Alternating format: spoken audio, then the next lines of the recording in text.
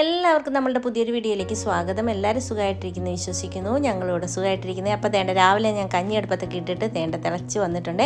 ഇനി നമുക്കിതൊന്ന് വാർത്തിടണം. ഇത് ഇന്നലത്തെ ചോറ് ഞാനൊന്ന് തിളപ്പിച്ച് ചുറ്റുവാണേ. അപ്പം വീഡിയോ കണ്ടുകൊണ്ടിരിക്കുന്ന സമയത്ത് നിങ്ങൾക്ക് എൻ്റെ ചാനൽ ഇഷ്ടപ്പെടുകയാണെങ്കിൽ ഒന്ന് സബ്സ്ക്രൈബ് ചെയ്യാനും ലൈക്ക് ചെയ്യാനും ഷെയർ ചെയ്യാനും കമൻറ്റ് ചെയ്യാനും മറന്നു പോയതേ. അതുപോലെ തന്നെ സബ്സ്ക്രൈബ് ചെയ്യാതെ അല്ലെങ്കിൽ കാണുന്നുണ്ടെങ്കിൽ പ്ലീസ് ഒന്ന് സബ്സ്ക്രൈബ് ചെയ്ത് സപ്പോർട്ടും കൂടെ ചെയ്തേക്കണേ. അപ്പോൾ നമുക്ക് നമ്മുടെ വീഡിയോയിലേക്ക് പോയാലോ. അപ്പം നമ്മൾ ഇന്നൊരു മീൻ ആകോലി മേടിച്ചിട്ടുണ്ടായിരുന്നു. അതൊന്ന് പൊള്ളിച്ചെടുക്കാൻ പോവാണ്. അതിനായിട്ട് ഇതേ ഒരു 5-6 പച്ചമുളക് എടുത്തിട്ടുണ്ട്. ഒരു ചെറിയ കഷ്ണം ഇഞ്ചി അരിഞ്ഞെടുത്തിട്ടുണ്ട്. പിന്നെ നമ്മൾ തേണ്ട കൊച്ചുള്ളിയാണ് എടുത്തിരിക്കുന്നത്. ഇത് നമുക്ക് ചട്ടിക്കകത്തോട്ട് ഇട്ട് കൊടുക്കാം.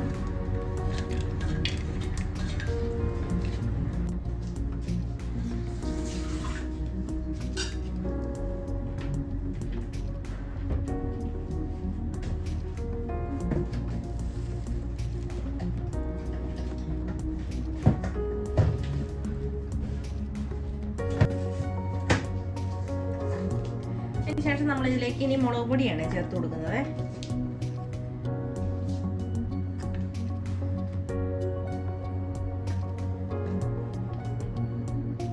മൂന്ന് ടീസ്പൂൺ മുളക് പൊടി ചേർത്ത് കൊടുക്കുന്നുണ്ട്. ഇതിലേക്ക് കുറച്ച് വെള്ളം ഒഴിച്ചു കൊടുക്കാം. എന്നിട്ട് നന്നായിട്ട് മിക്സ് ചെയ്യാം.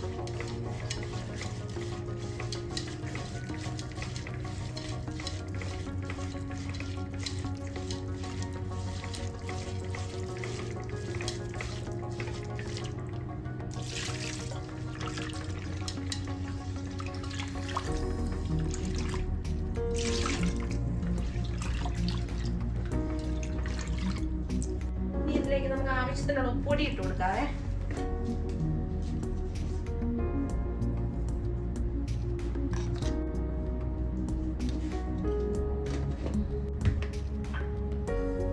ഇത് വേണ്ട കുടംപുളിയാണ്.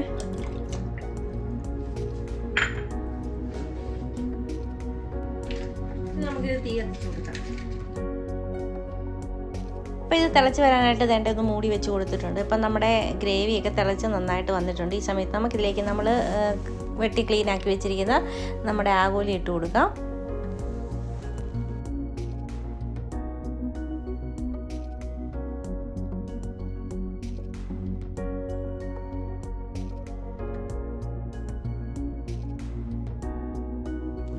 ഇട്ട് കൊടുത്തതിന് ശേഷം തേണ്ട ഒരു സ്പൂൺ ഉപയോഗിച്ച് എല്ലാം ഞാനൊന്ന് നന്നായിട്ട് ഇളക്കി കൊടുക്കുന്നുണ്ട്. ഇതൊന്ന് മീനിൻ്റെ പുറത്ത് എല്ലാം ഗ്രേവി എല്ലാം ഒന്ന് ആകാൻ വേണ്ടിയിട്ടാണ് ഒന്ന് ഇങ്ങനെ ചെയ്ത് കൊടുക്കുന്നത്.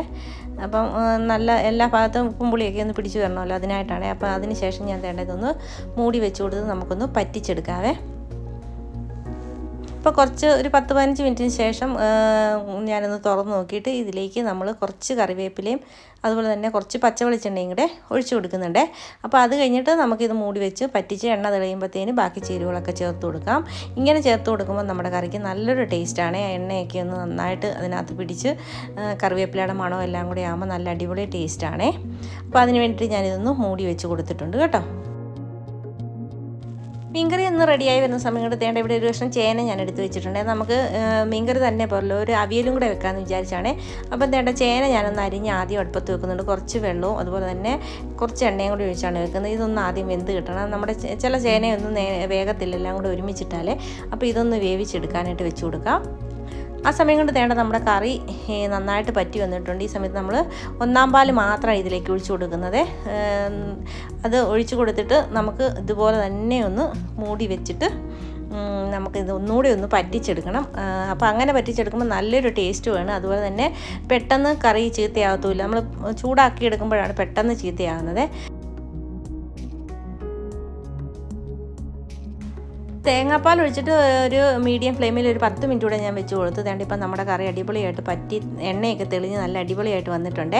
അപ്പോൾ നല്ലൊരു സ്മെല്ല് വരുന്നുണ്ട്. പച്ച വെളിച്ചെണ്ണയുടെ അതുപോലെ തന്നെ കറിവേപ്പിലയും ഈ തേങ്ങാപ്പാലും എല്ലാം പറ്റി വരുന്ന ഒരു മണമാണ് വരുന്നത്. ഇത് ചോറിൻ്റെ കൂടെയും അതുപോലെ തന്നെ പൊറോട്ടയുടെ കൂടെയും ചപ്പാത്തിയുടെ കൂടെയും കഴിക്കാൻ നല്ലൊരു കറിയാണ്. അപ്പോൾ ഞാൻ കുറച്ച് ഗ്രേവിയോട് കൂടിയാണ് എടുക്കുന്നത്. കാരണം നമുക്കിവിടെ ചോറിന് വേറെ ചാറ് കറിയൊന്നുമില്ല, ഇത് കൂട്ടി വേണം കഴിക്കാനായിട്ട്. അതുകൊണ്ടാണ് ഇതേ രീതിയിൽ ഞാൻ എടുത്തിരിക്കുന്നത്. അപ്പം പിന്നെ ഞാനിവിടെ കുറച്ച് മീനെ കറി വെക്കാനായിട്ട് എടുത്തിട്ടുള്ളൂ. കാരണം രാഹുൽ കൂട്ടുമോയെന്ന് അറിയത്തില്ല, ഞാനും ചേട്ടനും മാത്രമല്ലേ കൂട്ടുന്നത്.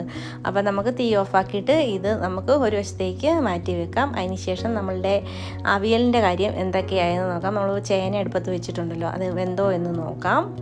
അപ്പോൾ തേണ്ടേ നമ്മുടെ അവിയലിൻ്റെ ചേന കഷ്ണം ഏകദേശം വെന്ത് വന്നിട്ടുണ്ട്, വെള്ളമൊക്കെ പറ്റി വന്നിട്ടുണ്ട്. അപ്പോൾ ഇനി ഇതിലേക്ക് നമുക്ക് കഷ്ണങ്ങളൊക്കെ ഇട്ട് കൊടുക്കാം. അപ്പോൾ ഞാൻ എടുത്തിരിക്കുന്ന കഷ്ണങ്ങൾ ഒരു മുരിങ്ങയ്ക്കായും ഒരു ചെറിയ കഷ്ണം ക്യാരറ്റും ഒരു ചെറിയ കഷ്ണം പടവലങ്ങായും ഒരു കായുമാണ് അരിഞ്ഞെടുത്തിരിക്കുന്നത്. അപ്പോൾ ഇത്രയും കഷ്ണങ്ങളാണ് ഉണ്ടായിരുന്നത്. അതപ്പം ഇട്ടൊരു ചെറിയൊരു അവിയലുണ്ടാക്കാമെന്ന് വിചാരിച്ച്. പിന്നെ ഒരു കഷ്ണം നമ്മുടെ കുമ്പളങ്ങായും ഉണ്ട്, അത് പറയാൻ ഞാൻ മറന്നുപോയി. അപ്പോൾ ഇതെല്ലാം കൂടി ഇരുന്നപ്പോഴത്തേന് ഒരു അവിയൽ പോലെ വെക്കാമെന്ന്. ഇവിടെ അവിയൽ ചേട്ടന് ഭയങ്കര ഇഷ്ടമാണ്. ഈ 2 കറികളോടും രാഹുലിന് വലിയ താല്പര്യമൊന്നുമില്ല. എന്നാലും താല്പര്യങ്ങൾ എല്ലാവരുടെയും നോക്കി നമുക്ക് വെക്കാൻ പറ്റത്തില്ല. ഉള്ള സാധനം കൊണ്ടുള്ളതുപോലെ നമുക്ക് ഉണ്ടാക്കിയെടുക്കണമല്ലോ. അതുകൊണ്ട് ഇതേ രീതിയിലൊന്നും ഉണ്ടാക്കിയെടുക്കാമെന്ന് വിചാരിച്ചാൽ. അല്ലെങ്കിൽ അവന് പച്ചക്കറിയിൽ ഒരുമാതിരിപ്പെട്ട കഷ്ണങ്ങളോടൊന്നും വലിയ താല്പര്യമില്ല. പിന്നെ ഞാൻ ഇതിലേക്കിപ്പോൾ ഒരു 1/2 ടീസ്പൂൺ മഞ്ഞൾപ്പൊടിയും ആവശ്യത്തിന് ഉപ്പും പിന്നെ ഒരു പകുതി ടീസ്പൂണോളം മുളക് പൊടിയും കൂടി ഇട്ട് കൊടുത്തിട്ടുണ്ട്. അപ്പോൾ ഞാൻ മുളക് പൊടി ഇട്ടാണ് അവിയൽ വെക്കുന്നത്. ചിലരൊന്നും മുളക് പൊടി ചേർക്കാറില്ല. എനിക്ക് മുളക് പൊടിയും കൂടി ഇടുന്നതാണ് ഇഷ്ടമേ.